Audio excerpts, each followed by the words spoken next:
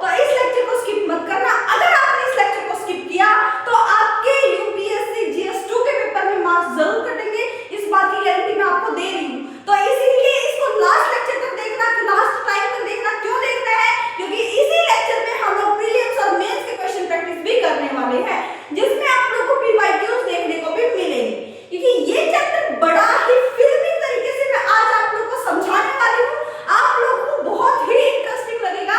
इसीलिए इस लेक्चर को छोड़ने की गलती बिल्कुल मत करना, स्किप करके तो बिल्कुल भी मत देखना। अगर आप लोग सीरियसली इस चैप्टर को, टॉपिक को पढ़ना चाहते हो तो आज बिल्कुल पेशेंटली होकर इस चैप्टर को देखें। पेशेंट होकर नहीं देखना, पेशेंस रखकर इस चैप्टर को जरूर देखें, क्योंकि आज आपको मूवी की तरह क्वेश्चन, ये जो चैप्टर है, ये जो टॉपिक है, ये आप लोगों को बिल्कुल क्लियर होने वाला है।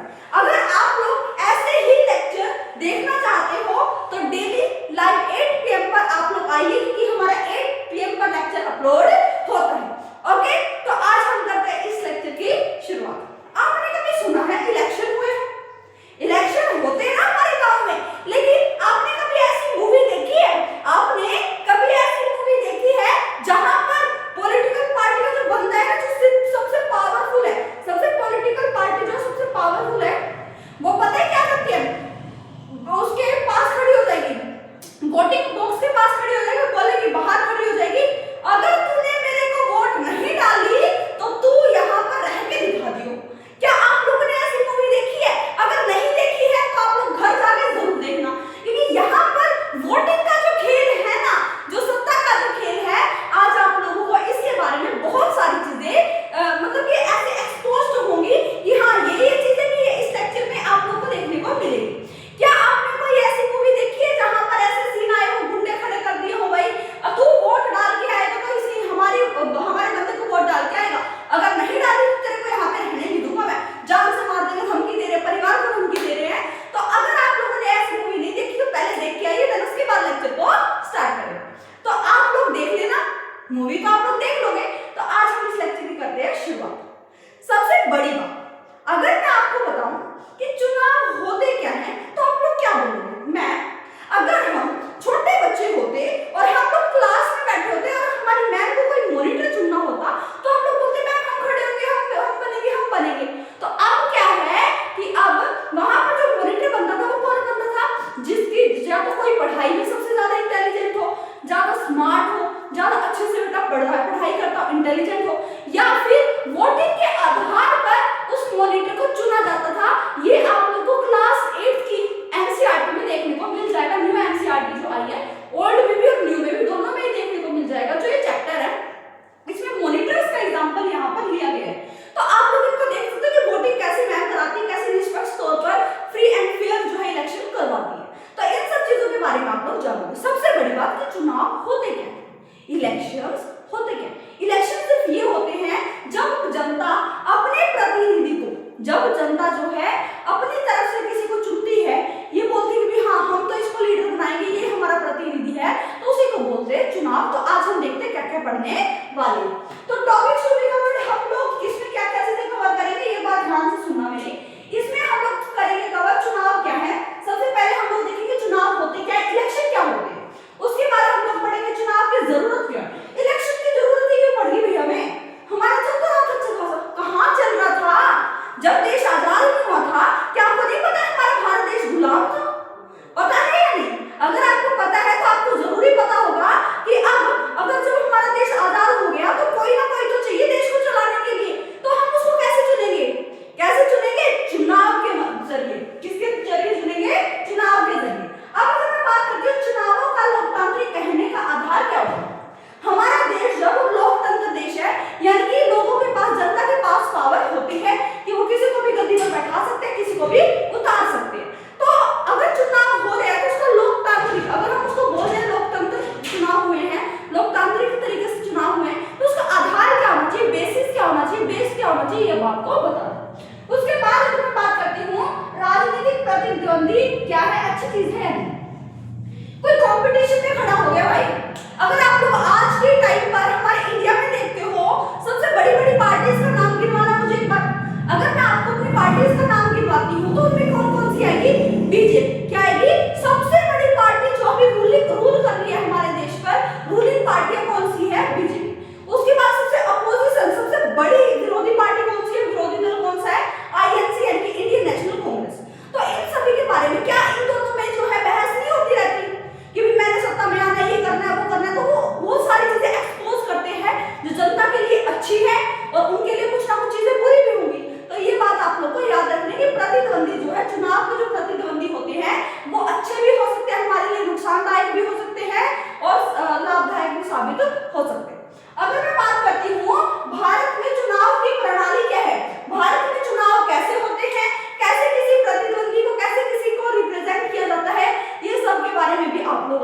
पढ़ो। उसके बाद अगर मैं बात करती हूँ भारत में चुनाव लोकतांत्रिक क्यों है, भारत में चुनाव लोकतांत्रिक क्यों है, इसके बारे में भी आप लोग को पढ़ना, ठीक है, समझ रहे हैं। आज हमने इस चैप्टर का ओवरव्यू देख लिया है, अब हम इस लेक्चर को भी करने वाले अच्छे से बिल्कुल शांति से बैठ के देखना है और प्रीलिम्स और मेंस के क्वेश्चन आप लोगों को मैं करवाऊंगी, टेंशन मत लेना। हाँ, अगर मैं बात करती हूँ चुनाव क्या है, चुनाव एक ऐसी व्यवस्था है, चुनाव एक ऐसी व्यवस्था है जिसके द्वारा देश के प्रतिनिधि को चुना जाता है, यानी कि रिप्रेजेंटेटिव को चुना जाता है, रिप्रेजेंटेटिव को चुना जाता है। यहाँ पर आप लोग देखो, चुनाव एक ऐसी व्यवस्था है जिसमें हमारे देश को चलाने के लिए एक प्रतिनिधि को चुना जाता है, रिप्रेजेंटेटिव को चुना जाता है, ताकि वो हमारे देश को चला सके। तो यही होता है चुनाव। क्या होता है, चुनाव एक ऐसी व्यवस्था है जिसके द्वारा देश के प्रतिनिधि को चुना जाता है। चुनाव नियमित अंतराल में ही होते हैं। उदाहरण के तौर पर हर 5 साल बाद भारत में इलेक्शंस होते हैं। क्या आप लोगों ने देखा है, इससे पीछे हमारे भारत देश में प्रधानमंत्री के कब इलेक्शन होते भाई, प्राइम मिनिस्टर ऑफ इंडिया जो है हमारे पास, उनके इलेक्शन कब हुए थे, पीएम के इलेक्शन कब हुए थे, बताओ जल्दी। और प्रधानमंत्री जी जो है वो कितनी बार जो है वो ये मोदी जी जो है वो कितनी बार प्रधानमंत्री बन चुके हैं, प्राइम मिनिस्टर बन चुके हैं, वो भी आप लोग कमेंट सेक्शन में जरूर बताइए। आप लोगों को पता चलेगा कि हर 5 साल बाद जो है आफ्टर 5 इयर्स जो है हर बार जो है वो इलेक्शन होते हैं, ताकि अगर कोई करप्ट नेता आ भी गए तो उनको हटाया जा सके। लोग हटा देंगे उनको, क्या करेंगे, लोग हटा देंगे उनको। क्यों हटा देंगे, क्यों, क्योंकि वो जनता के भले के लिए काम नहीं कर रहे। तो चुनाव एक ऐसी व्यवस्था है जिसमें हम अपने प्रतिनिधि को चुनते हैं और चुनाव जो है एक स्थिर अंतराल में होते रहते हैं, यानी कि उसका एक अंतराल है, उसके बाद उसको इलेक्शन को दोबारा री-इलेक्ट किया जाएगा, उस लीडर को दोबारा से री-इलेक्ट किया जाएगा, ठीक है। और हर 5 साल बाद जो है वो इलेक्शन होते हैं। सरपंच के इलेक्शन देख लो आप लोग, एमएलए के, एमपी के, प्रधानमंत्री के, तो ये सभी के जो इलेक्शन होते हैं वो कब होते हैं, एमएलए एमपी कब होते हैं, ये होते हैं हमारे आफ्टर 5 इयर्स। इतनी बात आप लोगों को याद रखनी है, तो आप लोगों को आइडिया लग गया होगा कि हमने अभी क्या करना। अगर मैं बात करूं चुनाव की जरूरत क्यों है भाई, चुनाव की जरूरत क्यों पड़ गई, आवश्यकता क्यों है, why do we need election, हमें इलेक्शंस की जरूरत क्यों है भाई, जरूरत है। अगर इलेक्शन नहीं कराएंगे तो कोई उठ के बोलेगा भाई हम देश पे राज करेंगे, कैसे कर लोगे, हम देश को भाई चलाएंगे, कैसे चला लोगे। तो एक ऐसा प्रतिनिधि चाहिए जो खुद को तो संभालेगा, एक पावरफुल लीडर की क्वालिटी होनी चाहिए और वो अपने देश को भी संभाल सके, ऐसा लीडर हमें चाहिए। तो इसीलिए हमें चुनाव की जरूरत पड़ती है। भारत में अप्रत्यक्ष तौर पर लोकतंत्र है, यानी कि भारत में अप्रत्यक्ष लोकतंत्र है, इनडायरेक्ट डेमोक्रेसी। इसका मतलब क्या है, डायरेक्टली पीपल जो है वो संसद में बैठ के जो है कानून नहीं बना रहे हैं, वो क्या कर रहे हैं, अपने ही में से एक किसी को खड़ा कर रहे हैं, 3-4 को खड़ा कर रहे हैं, जिसको सबसे ज्यादा वोट मिलेगी वो प्रतिनिधि चुनकर हम उसको कहां पर भेज देंगे, पार्लियामेंट यानी कि संसद में, ताकि वो हमारे लिए कानून, हमारी सुरक्षा के लिए कानून बना सके। तो इसीलिए हमें चुनाव की जरूरत पड़ती है। नागरिक प्रतिनिधियों का चुनाव करते हैं। नागरिक जो है, जनता जो है वो प्रतिनिधियों का चुनाव करते हैं कि हमें ये लीडर अच्छा लगता है, हमने इसको वोट दे दी, उसको दूसरा लीडर अच्छा लग रहा है, उसने उसको वोट दे दी। जो सबसे ज्यादा मेजोरिटी में वोट मिलेंगे जिसको, वही क्या मिलेगा, सबसे ज्यादा मेजोरिटी में जिसके पास सीट होगी उसी को क्या मिल जाएगी, उसी को वो पावर मिल जाएगी फैसले लेने की, डिसीजन लेने की। अगर मैं बात करती हूँ, प्रतिनिधि संसद में बैठकर नागरिकों के हित के लिए कानून बनाता है। जिस भी प्रतिनिधि को नागरिकों ने, जनता ने चुना है, वो संसद में बैठेगा और नागरिकों के हित के लिए कानून बनाएगा, ताकि हमारे जो नागरिक हैं वो सुरक्षित रहे और उनको अच्छे से समानता सारी चीजें प्राप्त हो। क्या इतनी बात समझ आई?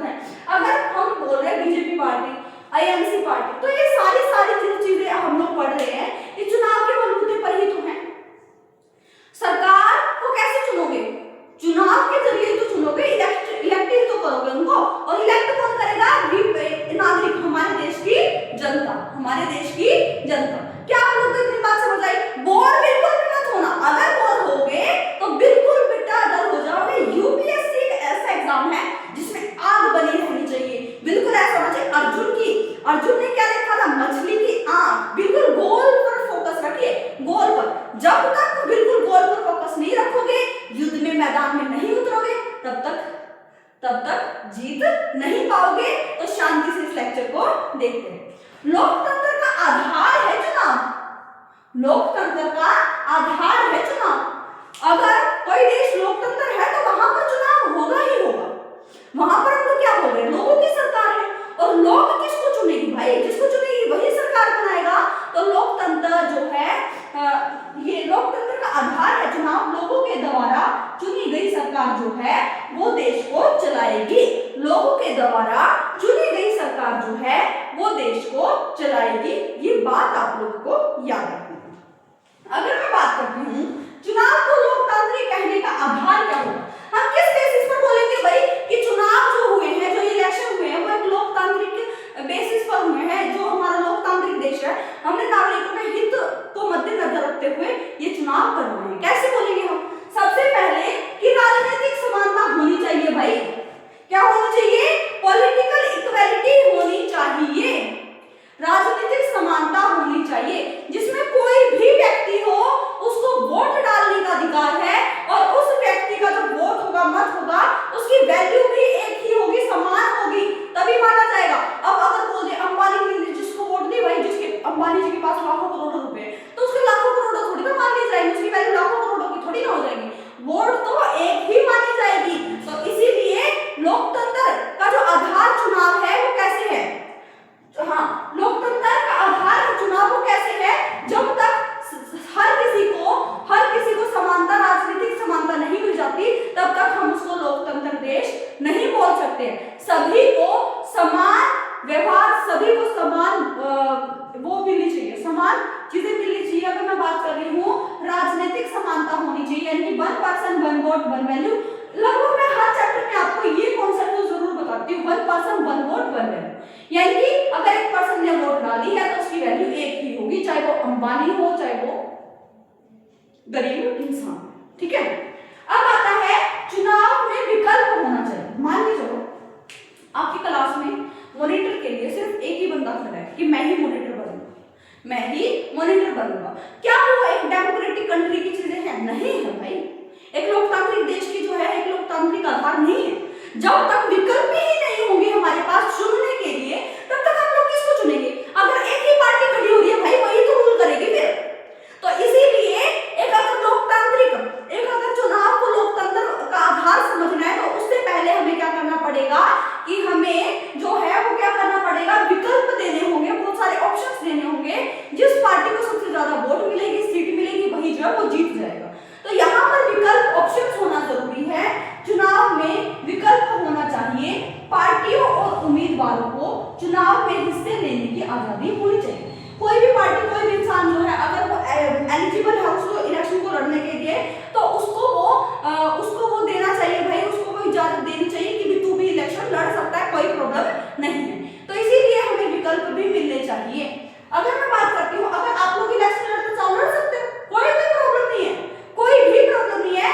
आप एलिजिबिलिटी क्राइटेरिया को कंप्लीट करिए, देन आप लोग इलेक्शन में खड़े हो जाइए, कोई भी प्रॉब्लम नहीं आएगी।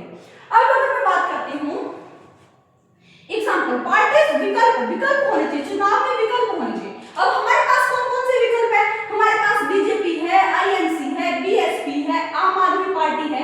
बीजेपी यानी कि भारतीय जनता पार्टी, आईएनसी यानी कि इंडियन नेशनल कांग्रेस, बीएसपी यानी कि बहुजन समाज पार्टी, उसके बाद आम आदमी पार्टी। तो इनके अलावा भी बहुत सारी पार्टीज हैं जो हमें तो चॉइस देनी है ना, हमें तो ऑप्शन देनी है, किसी को भी वोट कर सकते हैं हम लोग। तो जरूरी थोड़ा ना बीजेपी को करनी है, जरूरी नहीं है कि आईएनसी को करनी है, किसी और को भी कर सकते हैं। तो यहाँ पर आप लोग क्या समझ पा रहे हो कि वहां पर अगर कोई लोकतांत्रिक देश है तो वहां पर उसका आधार अगर चुनाव है, उसका आधार अगर चुनाव है तो क्या होना चाहिए? क्या होना चाहिए कि हमें विकल्प, हमें ऑप्शंस मिलने चाहिए कि हम किसको वोट देना चाहते हैं। अब अगर मैं बात करूं चुनाव का अवसर नियमित अंतराल पर रहे, नियमित अंतराल पर मिलता है। अब चुनाव का अवसर नियमित अंतराल पर मिलता है, यस बिल्कुल।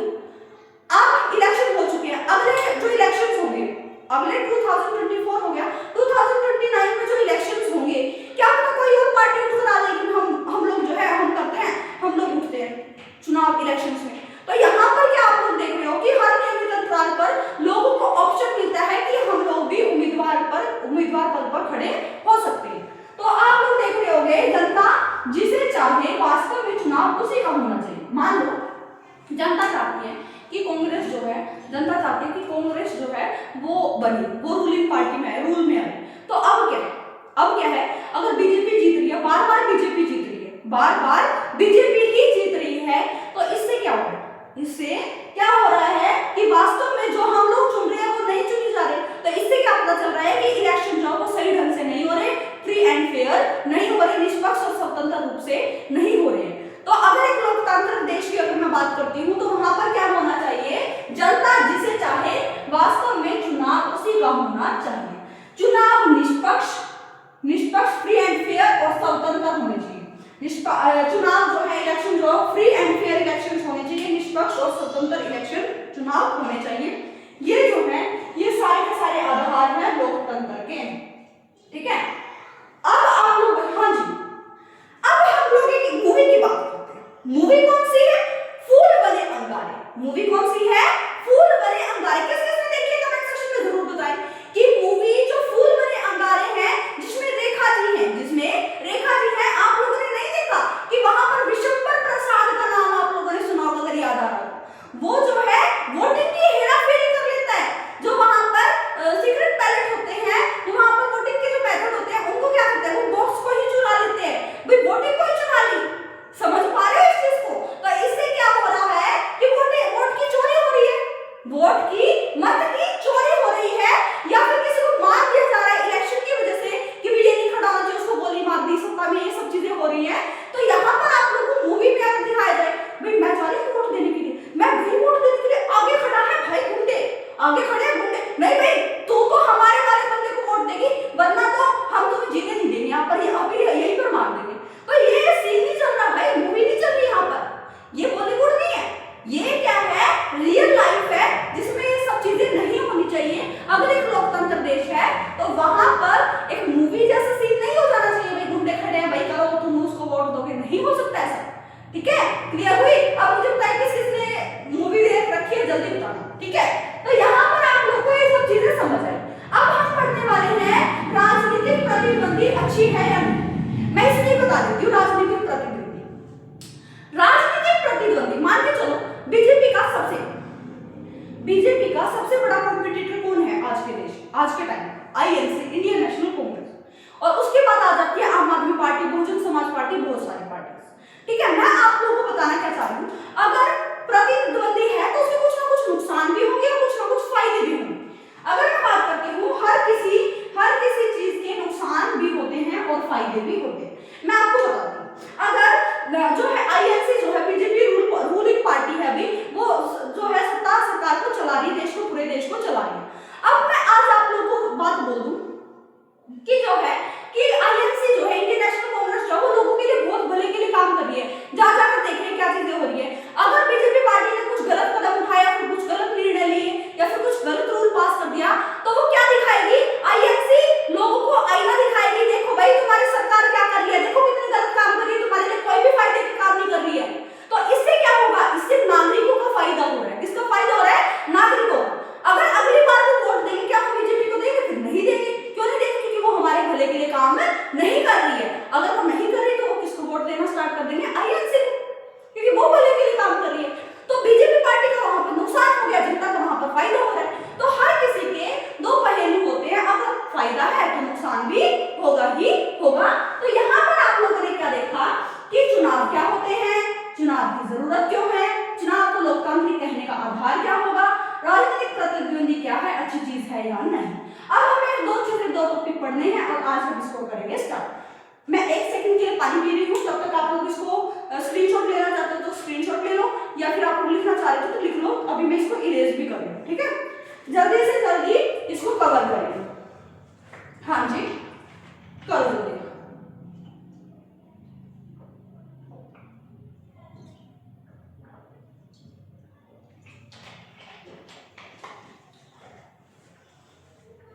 हाँ जी, इरेज कर रही हूं मैं। अब आगे चलते हैं। ठीक है,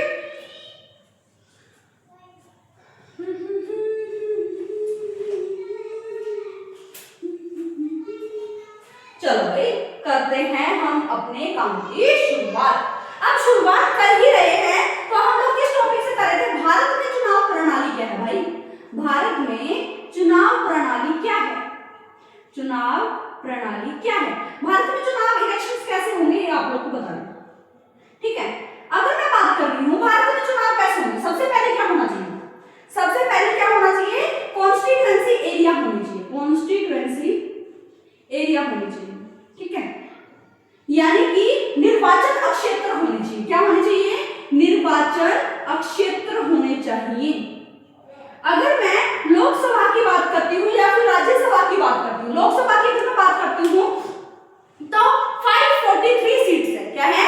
543। वैसे तो 545 है, लेकिन 543 आप लोगों को कहने का मतलब है कि 543 निर्वाचन अक्षेत्र में हमारे देश को बांटा गया है कि जहां जहां से जो है वो रिप्रेजेंटेटिव निकलेंगे या फिर लीडर चुन के आएंगे। तो यहाँ पर क्या होगा? 543 सीट हो गई। क्या होगी? 543 सीट हो गई। अब वो कहां से आ रही है कि भाई हर एक हमारे पूरे देश को कुछ भागों में बांट दिया गया, डिवाइड कर दिया गया, जिसको हमने बोला कॉन्स्टिट्यूएंसी एरिया, यानी कि चुनावी अक्षेत्र। क्या बोला? चुनावी अक्षेत्र या फिर निर्वाचन अक्षेत्र। उसके बाद अगर मैं बात करती हूँ, कॉन्स्टिट्यूएंसी एरिया हो गया, उसके बाद क्या होना चाहिए? टिकट होनी चाहिए भाई, नामांकन। क्या होना चाहिए? नामांकन होना चाहिए। निर्वाचन अक्षेत्र में बांट दिया, उसके बाद जिस पार्टी को नामांकन मिल जाएगा वो उस पार्टी का चुनाव लड़ने के लिए तैयार हो जाएगा। अगर आपको इतनी बात समझ आई, एक सेकंड में अभी आई, तो आप लोग तब तक इसको देख ले पाते हैं। हाँ जी, अब आता है अब टिकट नामांकन। नामांकन किस किस के होंगे भाई? नामांकन किस किस चीज के होंगे? अब आप लोग को इतनी सारी पॉलिटिकल पार्टीज नजर आ रही है, तो क्या होगा? मतदाता, मतदाता क्या करेगा? मतदाता चुनेगा, ठीक है। मतदाता, ठीक है। मतदाता जो है टिकट नामांकन जो होंगे, ये सारी चीजें आप लोगों को पता चलेगी। उसके बाद जो है वो गणना होगी, वोटिंग की गणना होगी, यहाँ पर आप लोग को देखने को मिलेगा। उसके बाद जो रैलीज निकलती है, जो रैलीज निकलती हैं, जो हाँ रैलीज जो निकल रही है, यानी कि जो दौरे पर निकलती हैं, जो है लोग जो है बीजेपी पार्टी या फिर आईएनसी कोई भी जो दौरे पर निकल रहा है, भाषण दे रहा है, ये सारी चीजें कर रहा है, ये सारे के सारे प्रोसेस जो है वो जरूरी होते हैं भारत में चुनाव प्रणाली के लिए। सबसे पहले अगर मैं कॉन्स्टिट्यूएंसी एरिया की बात करती हूँ, अगर मैं एग्जांपल लूं लोकसभा, अगर मैं एग्जांपल लूं लोकसभा, हमारे देश को 543 कॉन्स्टिट्यूएंसी एरिया में बांट दिया गया, कॉन्स्टिट्यूएंसी एरिया में बांट दिया गया, निर्वाचन क्षेत्र में बांट दिया गया। कितनी बात समझ आती है? और इसमें से एससी की जो सीट है वो है 70, वो है आप लोग के पास 86। कितनी है? 86 सीट जो है वो एससी के पास है, और एसटी के पास कितनी है? 47। एसटी के पास कितनी है? 47। इन सीटों को आरक्षित भी बोल सकते हो, रिजर्व भी बोल सकते हो, और इन सीटों को एससी और एसटी के लिए छोड़ दिया गया। आई बात समझ में? ये भी कॉन्स्टिट्यूएंसी एरिया में आ जाएगा। बाकी एनी अदर जनरल जो भी सारी चीजें आ जाएंगी, एनी अदर कास्ट के लिए और सीटें रहेंगी। तो यहाँ पर आप लोग को समझ आए। ऐसे ही राज्यसभा में भी, ऐसे ही आप लोग राज्यसभा कहाँ होती है? हर स्टेट में पाई जाती है। 245 सीट जो है वहां पर होती है। इसमें से भी 12 जो है वो प्रेसिडेंट नॉमिनेट करते हैं, 12 जो है वो प्रेसिडेंट नॉमिनेट करते हैं। ये बात आप लोग को याद रखनी है। मैं इसको क्लास 7 के चैप्टर में भी पढ़ा चुकी हूँ और क्लास 8 में भी। तो इसको तो आप लोग को अच्छे से कर लेना है कि लोकसभा में कितनी सीट है, कितने कॉन्स्टिट्यूएंसी एरिया है, और राज्यसभा में कितनी है। आज जो मेन आप लोगों को पता चला एससी में कितनी सीट रिजर्व है, एसटी में कितनी सीट हमें दे रखे कॉन्स्टिट्यूएंसी एरिया के हिसाब से। अगर मैं बात करती हूँ ये मतदाता सूची, क्या है? मतदाता सूची जो होगी, मतदाता सूची यानी कि ये लोग जो है इलेक्शंस में खड़े होंगे, या फिर आप लोग मान के चलिए कि भाई आप लोगों ने देखा होगा वोटिंग की एज कितनी है? 18। पहले कितनी थी? 21 ईयर। पहले कितनी थी? 21 ईयर। लेकिन अब उसको कम करके कितना कर दिया गया? 18 ईयर। कम करके कितना कर दिया गया? 18 ईयर। जो भी 18 साल का होगा, एडल्ट होगा, वही जो है वोट देने का अधिकार रखता है। तो यहाँ पर जो मतदाता सूची जो है वो 18, अगर हम रूल की बात करते हैं तो 18 या फिर 18 प्लस के जो लोग हैं वो वोट कर सकते हैं। अगर मैं बात करूं जो गणना होगी, जो हम वोट करेंगे, लोगों को प्रतिनिधियों को वोट करेंगे, तो वो जो गणना की जाएगी वो करेगी हमारे पास करेगी डेलिमिटेशन कमीशन। क्या करेगी? डेलिमिटेशन कमीशन होता है भाई परिसीमित आयोग। क्या होता है? आयोग, परिसीमित आयोग। ये बात आप लोगों को याद रखनी है, ये बात आप लोगों को याद रखनी है कि जो मतदाता की सूची, ये सारी चीजें जो है वो कौन रिलीज करेगा, कौन सारी चीजें करेगा, डेलिमिटेशन कमीशन। कौन करेगा? डेलिमिटेशन कमीशन, परिसीमित आयोग, इलेक्शन कमीशन ऑफ इंडिया। कौन करेगा? Election commission of India. अगर मैं बात करती हूँ रैलीज, आप लोगों ने देखा होगा जब कभी भी इलेक्शंस होते हैं तो हर एक पार्टी जो है पूरा जोर लगा देती है जनता को इम्प्रेस करने के लिए, हम आपके लिए ये काम करेंगे, हम आपके लिए वो काम करेंगे, ताकि वो दिखा सके कि हम आपके लिए अच्छा काम कर रहे हैं। क्या इतनी बात आप लोगों को समझ आई? ये सारे के सारे प्रोसेस जो फॉलो करे जाते हैं, ये भारत में चुनाव प्रणाली क्या है, यही सब चीजें हैं। कॉन्स्टिट्यूएंसी एरिया, मतदाता सूची, टिकट, गणना, रैलीज, ये सारी चीजें आप लोग को देखने को मिलेंगी। और इन सब चीजों को कंडक्ट कौन कराता है? डेलिमिटेशन कमीशन, यानी परिसीमित आयोग जो है। एक काम होता है भाई, ध्यान से सुना, डेलिमिटेशन कमीशन यानी कि परिसीमित आयोग, परिसीमित आयोग जो है वो क्या करती है? कॉन्स्टिट्यूएंसी एरिया को, कॉन्स्टिट्यूएंसी एरिया जो है उसको बांटती है, पूरे इंडिया को, पूरे भारत देश को कॉन्स्टिट्यूएंसी एरिया में बांट देती है, कॉन्स्टिट्यूएंसी एरिया में बांट देती है, निर्वाचन क्षेत्र में बांट देती है। ये किसका काम होता है? Delimitation commission. किसका काम होता है? Delimitation commission.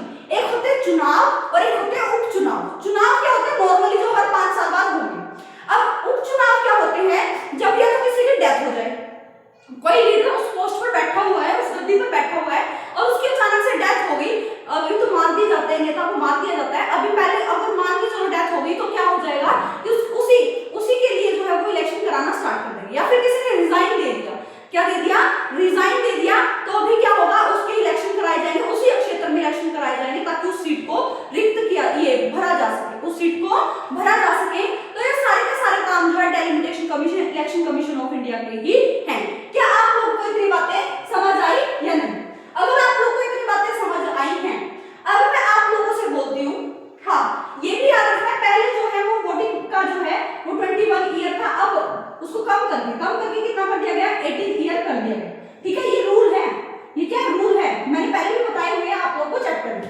तो ये सारी चीजें फॉलो की जाती है। भारत में चुनाव प्रणाली यही है, भारत में चुनाव प्रणाली यही है जो आप लोगों को याद रखनी है। ठीक है, अगर आप लोग इन सब चीजों को याद रखते तो मेनली आप लोग का चैप्टर जो है कंप्लीट हो गया। अब जो मेन चीज मैं आप लोग को बता रही हूँ, अगर कोई रैलीज निकालता है, कोई चीज करता है, तब आप लोग कुछ फेमस जो है, कुछ फेमस डायलॉग्स मैं आप लोग को दे रही हूँ जो आप लोग को याद रखने। देखो, अगर मैं इंदिरा गांधी की बात करूं, इंदिरा गांधी की बात करूं, जो कि हमारी इंदिरा गांधी जी की बात करूं, जो कि हमारी first women prime minister of India रही है, उसने बात बोली गरीबी हटाओ। उसने क्या बोला?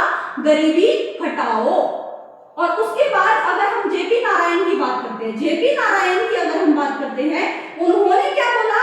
उन्होंने बोला कि लोकतंत्र बचाओ। उन्होंने क्या बोला? लोकतंत्र बचाओ, लोकतंत्र बचाओ। तो ये सारे के सारे आप लोगों को जो डायलॉग्स, और भी नेता के जो डायलॉग्स आप लोग को देखने को मिलेंगे जो रैलीज के समय पर वो बोलते हैं, ताकि जनता को आकर्षित किया जा सके कि भी हाँ ये चीजें किया भी है। इंदिरा गांधी जी ने बहुत अच्छे काम किए। ठीक है, वो डिसीजन लेने में इतना टाइम नहीं लगाती थी। आप लोग को बात समझ आ रही है? तो इंदिरा गांधी ने क्या बोला? गरीबी हटाओ। जेपी नारायण ने क्या बोला? लोकतंत्र बचाओ। क्या बोला? लोकतंत्र बचाओ। तो ये सारे के सारे आप लोग कॉन्सेप्ट याद रख सकते हो। पेज नंबर मुझे याद नहीं आ रहा कौन सा है, ये आप लोग देख के बताओगे कहां पर ये पेज नंबर पे था। ठीक है, यहाँ पर जो है आप लोगों का बिल्कुल सारी की सारी चीजें कंप्लीट हो चुकी है। हाँ, एक और चीज रह गई, जो ईसीआई है, ईसीआई है या फिर डेलिमिटेशन कमीशन, डेलिमिटेशन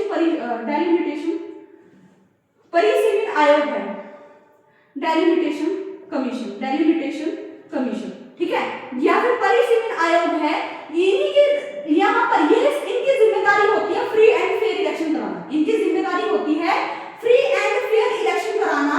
जैसे कि हमारी जुडिशरी इंडिपेंडेंट होती है, जैसे कि हमारी जुडिशरी इंडिपेंडेंट होती है, वैसे ही हमारी जो परिसीमित आयोग है, ईसीआई है, वो भी इंडिपेंडेंट होती है। वो सरकार के दबाव में काम नहीं करेगी।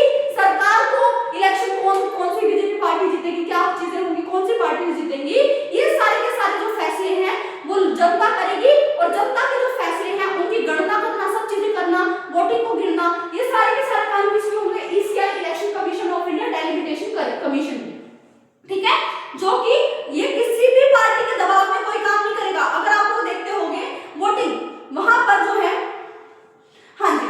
वोटिंग पर